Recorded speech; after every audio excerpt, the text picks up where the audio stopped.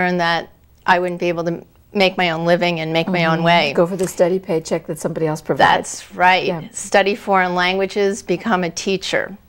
And being independent and a child of the 70s, I steadfastly drew and painted every chance that I had, and did so all through college, but begrudgingly would not, pursue teaching.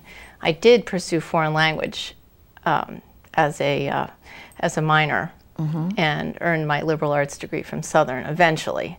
So where along this path, what steps were you taking that led you to working with metal? Well, following college, or even going through college, I had been invited to work in the family business, as my sister did, in the office, helping my mother. But that just wasn't for me. Upon graduating from Southern, I began volunteering at Creative Arts Workshop.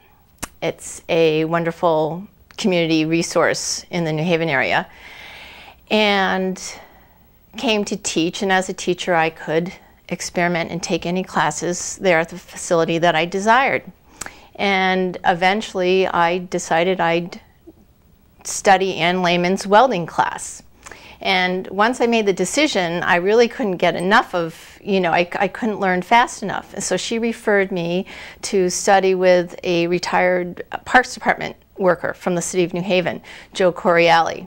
And Joe's wife would let me in the door and start preparing lunch, and I'd venture down into Joe's basement, and he'd hold my hand steady, and he would show me how to solder and tin copper and all kinds of things that he had learned through his craft, entire career, fixing everything that broke in the city of New Haven. And sooner or later, I decided to make a trout. I think because I wanted to please my father, who's a big outdoor sportsman. Okay. And we labored over this piece week after week, and it, bent the armature around and then slowly welded in, it made the metal almost like clay going around the whole armature. Eventually I produced that piece to my dad at his shop. I went to see my parents one day up in South Windsor. And as I showed my dad, "Look what I made, Dad, look what I made." I'd kept it a secret from him. He said, you did not.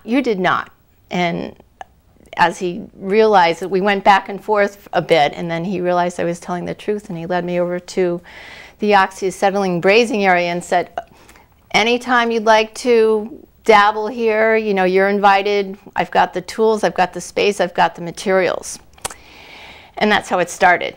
And I was obsessed. Now there's a rite of passage. Your dad looking at this metal trout that you've created and recognizing the talent. Well, I don't know where Joe Coriali is now, but on behalf of up in heaven. On behalf of so many of us who love your work, I thank him. And Ann Lehman. Ann is head of the metal fabrication, classes at Creative Arts Workshop. And she has just recently invited me back to teach there. So wonderful. Things have come full circle. Things come full circle. And how nice for the school to be able to bring you back. It's been exciting. Good. That's really good. I like to hear that. I'm always fascinated by what goes on behind the scenes. Where was the person before they were the overnight success? Because there's no such thing as overnight success. So you have a studio now, and I know we have a couple of pictures that we're going to pop up here. And where is the studio located? The studio's in Norfolk, Connecticut. Okay, and I think we have a couple of pictures that we can take a look at here as we're talking. So Norfolk is where you do the actual metal work. Yes, okay. Zita. I have my metal shop, and I have pieces displayed out in my yard.